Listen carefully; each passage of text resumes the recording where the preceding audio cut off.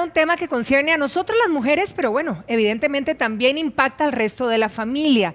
Ustedes sabían que contraer el cáncer en el cuello del útero, en el cérvix, no hay manera de poder saber si lo vamos a contraer o no. Así que es importante que conozcamos nuestro cuerpo y cómo poder identificar esas señales. Así que hoy está con nosotros el doctor Luis Corrales. Doctor, un placer, bienvenido a nuestra casa. Muchísimas gracias por la invitación. No, el placer es nuestro, doctor. Quizá iniciemos, así como uno no puede saber que lo puede contraer, quizá comentar quiénes somos las más propensas a contraer este tipo de cáncer, doctor. Bueno, al final las mujeres ya en edad reproductiva son las que tienen más riesgo de padecer el cáncer de cérvix. Normalmente se habla de que son mujeres que ya empiezan las relaciones sexuales y la incidencia más alta se da después de entre los 40 y los 50 años. Entre 40 y 50. 50 años. Ok, ¿en qué consiste el cáncer de cérvix? Porque bueno, yo ahora le preguntaba fuera de cámaras al doctor porque a veces uno confunde, ¿verdad? Que sí es cáncer de útero. El cáncer de cérvix es el cáncer en el cuello del útero. Exactamente. Ok, aquí tal vez para ver esta imagen aquí, claro. Aquí tenemos lo que es el útero, aquí tenemos los dos ovarios. Y básicamente el cuello del útero es la porción más abajo del útero, ¿verdad? Entonces a esa porción más abajo del útero, lo que llaman el cérvix, es al final donde se va a desarrollar este tumor. Y este tumorcito pues puede crecer ya sea hacia lo interno, hacia lo externo o irse ya a otros sitios del cuerpo. ¿Hay manera, doctor, así como no sabemos que lo podemos contraer, hay manera de disminuir esos riesgos, sobre todo en la etapa más peligrosa, digamos, por decirlo de alguna manera? Claro, hay algunos factores de riesgo que se han asociado a lo que es el cáncer de útero. Por ejemplo, tenemos lo que es fumado, lo que es múltiples compañeros sexuales, porque hay algún riesgo aumentado de padecer, por ejemplo, lo que es una infección del virus del papiloma humano, que eso definitivamente es una de las causas más importantes que llevan a la formación del cáncer de cérvix. Y eso pues también se ha relacionado a lo que es esta formación de este tumor. Ahora, doctor, síntomas, esas lucecitas de advertencia, porque si bien es cierto, nos dicen que no sabemos si lo vamos a contraer y que además quizá nos damos cuenta cuando ya el cáncer está bastante avanzado. Ok, algo importante es que para lo que es el cáncer de cérvix tenemos métodos de tamizaje. El método de tamizaje es el Papa Nicolau, que es pues un estudio muy conocido, es fácil de realizar y esto pues al final nos va a dar luces acerca de eso.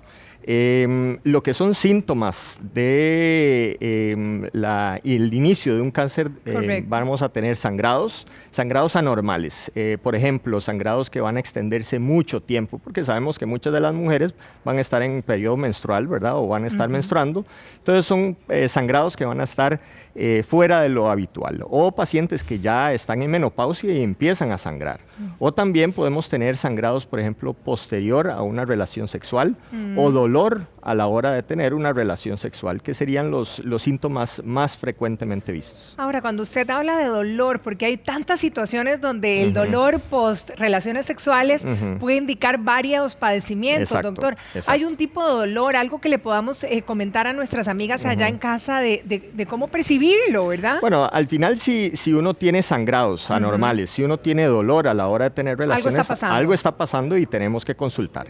Y ahí ya en la consulta, pues ahí se verá hacia dónde uno pues tiene que abordar cada caso en individual. Claro. Ahora, doctor, usted decía que el Papa Nicolau es indispensable y nos puede dar también, podemos detectarlo de esta manera.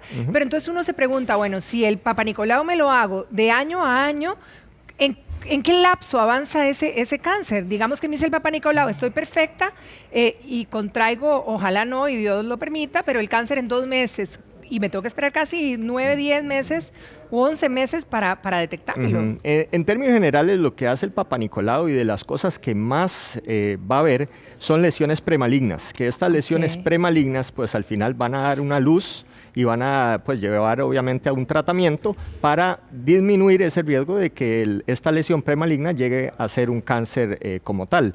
De hecho, se ha visto y se conoce que aquellas pacientes que no se realizan un Papa Nicolau de la forma recomendada o que nunca se han realizado son aquellas las pacientes que más van a tener riesgo de padecer el cáncer de cérvix como tal.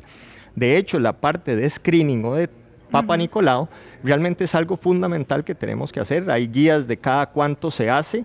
Y eso es fundamental a la hora pues, de tener pacientes ya en riesgo de padecer este tumor.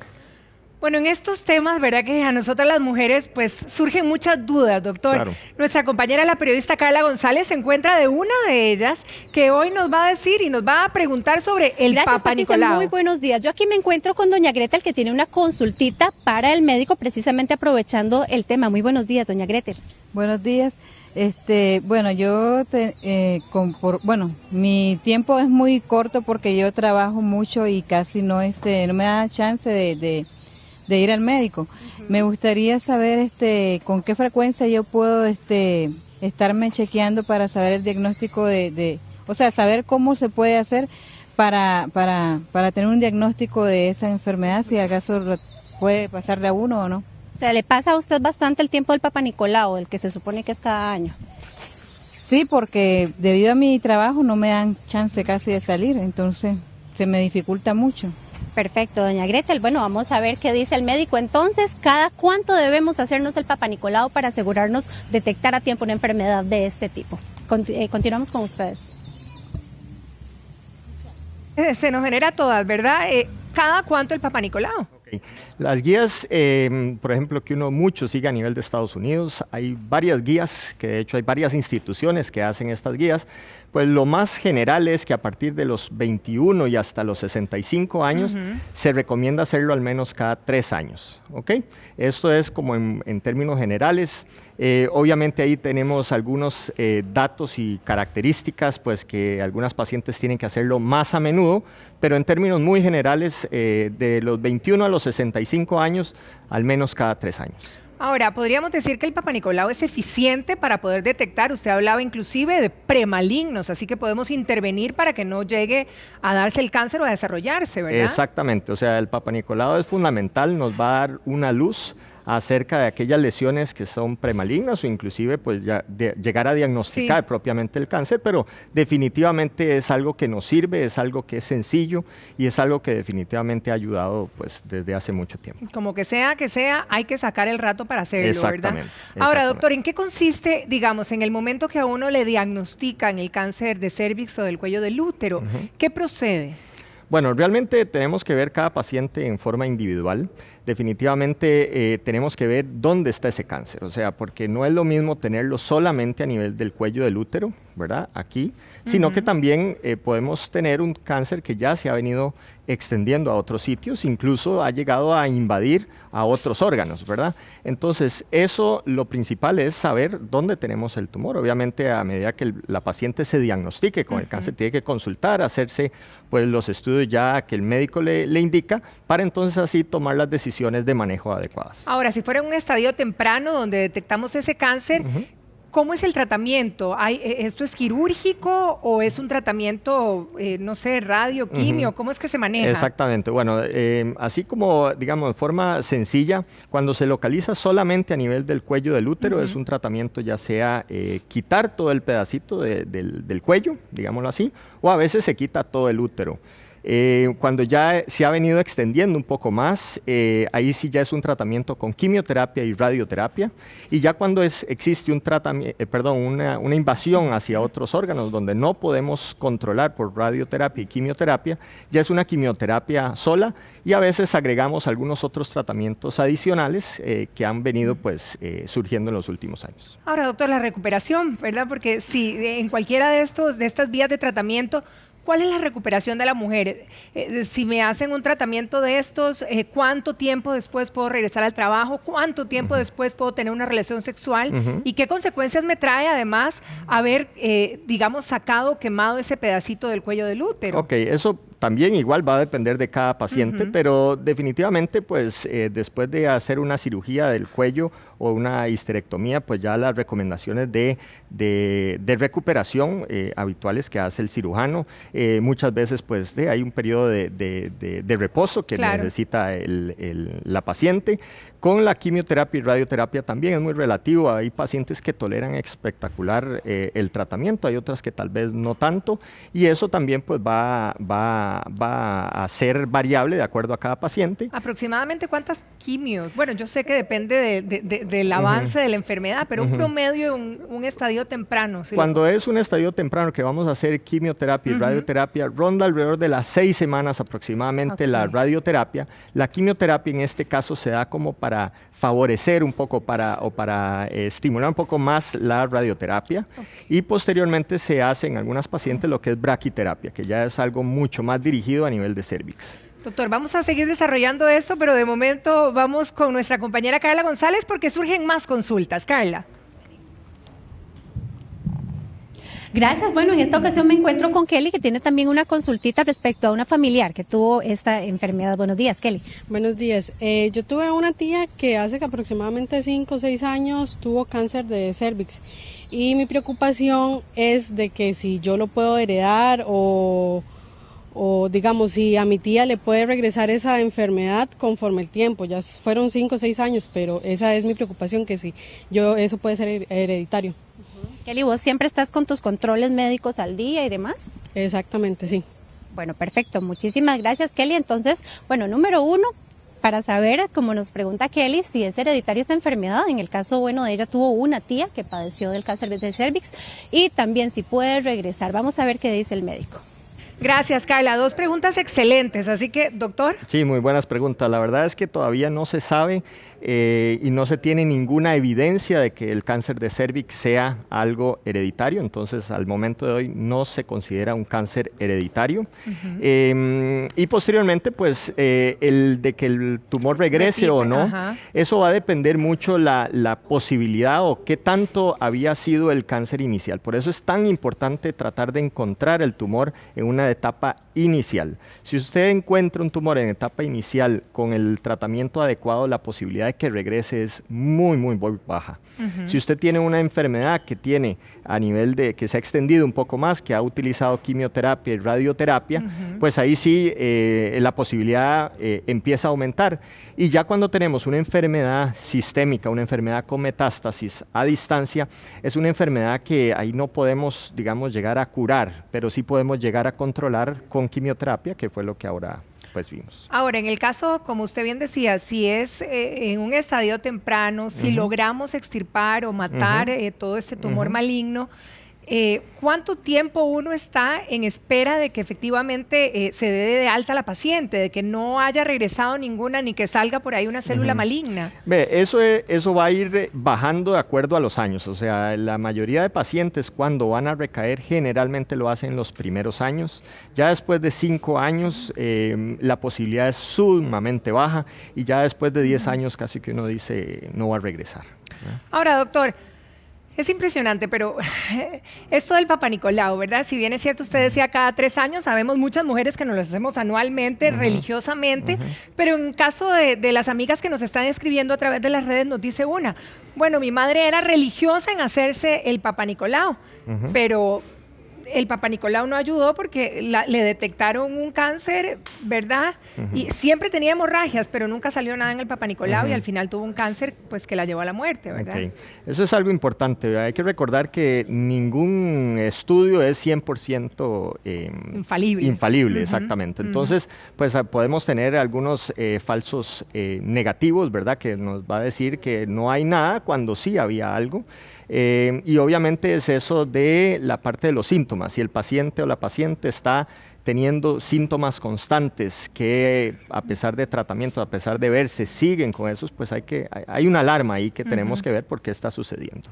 Ahora, con el caso, digamos, de cáncer de cérvix, del cuello del útero, también muchas mujeres se preguntan, bueno, ¿yo puedo seguir teniendo hijos después de haber tenido un cáncer de cérvix? Eso es algo importante y eso es de acuerdo a lo que vayamos nosotros a utilizar como tratamiento. O sea, hay tratamientos que van a ser para pacientes que todavía tienen las opciones o las ganas de tener hijos. Entonces ahí lo que se hace es que se deja el útero sin tratar. Entonces aquellas pacientes que tienen un tumor muy localizado a nivel del cervix, lo que podemos hacer es quitar únicamente la parte del cervix, no quitar No tocar todo nada el de ahí útero. para arriba. Exactamente. Pero naturalmente, si la persona ya no quiere, si la mujer ya decide no reproducirse más, no tener más hijos, Normalmente ustedes lo que se hace a nivel de ginecólogos y ginecólogos oncólogos es extraer... para prevenir que no vuelva a suceder. Sí, se extrae, digamos, todo lo que es la parte uterina, se hace una cuestión que se llama una histerectomía, donde se quita todo lo que es el útero. Por seguridad, podríamos decir. Ujú. Ahora, doctor, hay una amiga también que nos escribe, ella tiene 26 años, ya tiene sus 3 hijos, pero dice que hace 15 días tuvo cita con la ginecóloga y le dice que el cuello, ¿verdad?, lo tiene bastante escamoso y que eso puede ser un presagio o un cáncer.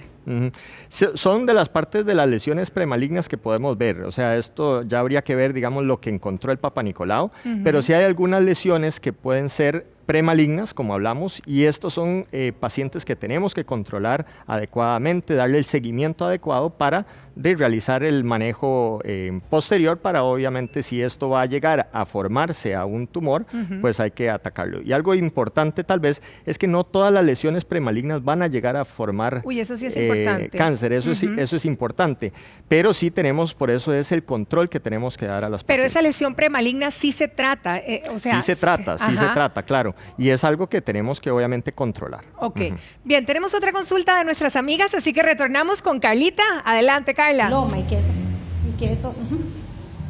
Bueno, aquí me encuentro ahora con doña Patricia Sandí, que ella tiene una consultita, en este caso sobre la vacuna. Muy buenos días, doña Patricia. Buenos días. Cuénteme, ¿cuál es su consulta? Me gustaría saber, he escuchado hablar sobre la vacuna del papiloma y me gustaría saber si hay algo que nos pueda ayudar, porque es una enfermedad como preocupante. Me gustaría saber si hay algo que que pueda haber para nosotros. Y si usted se la puede aplicar, digámoslo así. Y si yo pudiera aplicármela, sí. Doña Patricia, ¿usted qué tan responsable, por así decirlo, es con su salud, con los exámenes y todo? Porque, bueno, a veces las carreritas nos juegan una mala pasada. No, en eso sí, 2 veces al año yo voy a mi consulta y consulto al médico sobre todo eso. Perfecto, doña Patricia, muchísimas gracias. Reiteramos pues la pregunta entonces, la vacuna del papiloma, ¿para quién es? ¿A quién le puede servir? Y si en este caso ella pues puede hacer uso de esto. Continuamos con ustedes. Carla, gracias. Y esta también es otra interrogante de nosotras, porque bueno, si no me la pongo desde niña, si ya tuve hijos, ¿me la puedo poner? ¿Todas somos candidatas, doctor? Ok, bueno, algo importante es que la vacuna lo que hace es prevenir algunas cepas de el virus del papiloma humano, no de todas, eso es algo importante. Sabemos que hay algunas cepas que son más, que favorecen más a la aparición del cáncer, por ejemplo, la cepa 16, la 18, pero la vacuna lo que hace es prevenir algunas cepas de no virus todas. del papiloma. Exactamente. Pero no la 16 y la 18 están en la vacuna. Exacto. ¿Ayudan? Exacto. Entonces, las recomendaciones actuales es dar o poner la vacuna antes de que la mujer inicie relaciones sexuales. Okay. Y esto es algo importante porque no sabemos ya después de haber iniciado las relaciones sexuales si ya hay alguna infección o no. Hay estudios que uno puede hacer para tratar de encontrar si hay alguna infección del virus del papiloma humano, pero definitivamente la recomendación es antes de que la mujer empiece las relaciones sexuales. Eso es lo ideal, pero si no tenemos, es decir, perdón, no, la pregunta sería, si tengo el virus del papiloma ya en mi cuerpo, ¿nada hago poniéndome la vacuna? Por lo menos en este momento no hay ninguna evidencia franca de eso. Sabemos que la vacuna incluso ha reducido lo que es la parte de las infecciones, pero que eso se vaya a traducir en reducción en lo que es la aparición del cáncer, todavía no tenemos buena información médica que respalde esa aseveración.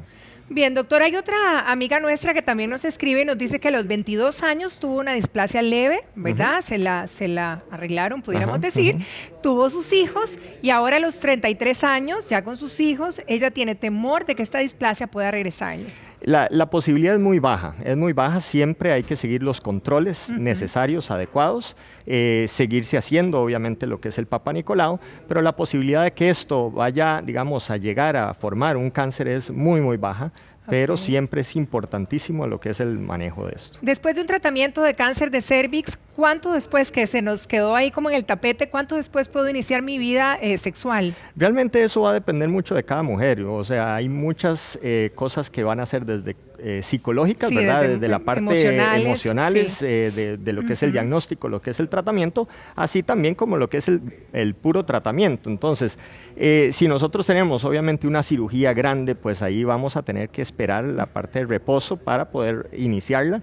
En pacientes que tienen radioterapia y quimioterapia. Correcto, que no hubo histerectomía, que digamos. no hubo histerectomía, Ajá. va a depender también de lo que la paciente esté sintiendo o haya sentido, ¿verdad? Si ha tenido mucho sangrado, si ha tenido mucho dolor, pues uno lo que recomienda es mejor esperar a que termine, digamos, la... Ahora, qué cosa más curiosa, doctor, porque usted decía que quizá las más vulnerables somos las mujeres entre los 40 y 50 años. Y uno dice, bueno, a ver, las mujeres que ya tuvimos hijos antes de los 40, uno es algo como psicológico que hay que cambiar ese chip, que uno se cuida más, ¿verdad? Cuando está en la época reproductiva por la posibilidad de tener hijos, de embarazarse, y cuando ya van pasando los años uno como que baja la guardia porque ya dice, bueno, ya esta zona, digamos que no está dirigida a la reproducción, ¿verdad? Sí, no, definitivamente hay que seguir, no bajar la guardia, ¿verdad? Es importantísimo la parte de lo que es el control. Y lo que es la parte de tamizaje, ¿verdad? Y al final obviamente tener muy en cuenta lo que es los síntomas nuevos que pueden aparecer y definitivamente consultar cuando aparece algo que no es lo normal, ¿verdad? Otra cosa que también sucede es que donde nos sacan el útero, ¿verdad? Uno dice, bueno, ya no tengo útero, hasta luego, Papá Nicolau, ya no me lo vuelvo a hacer porque ya no hay necesidad de... ¿Es esto una verdad o una falsedad? Cuando se quita el útero con el cuello del útero, con el cervix, sí y esta histerectomía no fue por cáncer o no fue por lesiones, sino pues por decisión. Por decisión, pues ahí ya no hay esa recomendación de seguir haciendo Papa Nicolaus. Pero si a esto se le dejó el cervix o fue una histerectomía porque hubo un cáncer de previo, hay que seguir el control adecuado de esto. O sea, cuando ustedes hacen histerectomía, si vemos aquí, ¿verdad? Quitan todo. Cuando los médicos hacen la histerectomía, ¿los ovarios? Depende también, porque depende del momento de la edad de la mujer. O sea, recordemos que los ovarios no solamente es para reproducción, sino que también... Las hormonas, exactamente. Entonces tenemos que mantener digamos, niveles de hormonas adecuados porque el hecho de quitar las hormonas en pacientes muy jóvenes pues puede dar muchos cambios posteriores que pueden ser contraproducentes. Entonces ahí va a depender mucho de cada mujer, la edad de la mujer, en qué momento se va a quitar eso para entonces tomar una decisión entre médico y la paciente al final. Otra de las mujeres que nos escriben nos dicen que a ella le hicieron la crío y que ella pues tiene temor de que si no le funciona la crío, ¿qué paso sigue? ¿Y qué es lo que hacen con la crío? Para que podamos entenderlo todo, doctor. Ok, cuando existe alguna lesión premaligna, ¿verdad? A nivel del cuello, digámoslo aquí, hay diferentes formas de tratar esta lesión. Esto significa que la lesión está únicamente concentrada en lo que es el cervix. Entonces lo que nosotros queremos hacer es eliminarla. Hay diferentes tipos de procedimientos para poder quitar esa lesión, de cono, que hay mucha gente que utiliza el cono, o la crío, que es básicamente pues quemar, digamos, esa como zona. Como cuando nos queman un lunarcito, digamos. Más o menos parecido. Entonces, realmente eso lo que hacen es tratar de eliminar esa lesión que tenemos ahí, y entonces, pues por supuesto, hay que seguir un control, porque son lesiones que al final tenemos que darle el manejo darle seguimiento. Exactamente. Ahora, pero con la crío eventualmente podemos quemar y eliminar algunas lesiones premalignas y funciona muy bien. Se utiliza muchísimo la crío, y esto también elimina, como hablé, lo que son las lesiones premalignas, ¿verdad? Claro. Para tratar de controlar de que eso. no haya la consecuencia no siga de un cáncer. progresando y demás, ¿verdad? Ahora, doctor, también hay mujeres que reportan que tienen varices en el cuello del útero. ¿Estas varices pueden predisponer a que esa persona, esa paciente, tenga cáncer? Bueno, lo que es, habría que ver, digamos, qué es ese término, digamos, de varices, pero en términos generales lo que es varices es como alguna alteración de la vasculatura local, y eso realmente pues no se ha visto relacionado con la aparición de un cáncer de cervix. Doctor, le agradezco muchísimo su presencia hoy, bueno, y todas las dudas evacuadas, ojalá, ¿verdad? Y si hay más, ustedes pueden seguir escribiendo, pero lo cierto aquí es que tenemos que seguir cuidándonos, ¿verdad? Exactamente, porque no hay de otra. Y ni cuando después de que tengamos hijos, yo digo que por siempre hay que prevenir. Doctor, muchas gracias, un placer, que pase feliz día. Gracias. Don Douglas, listo.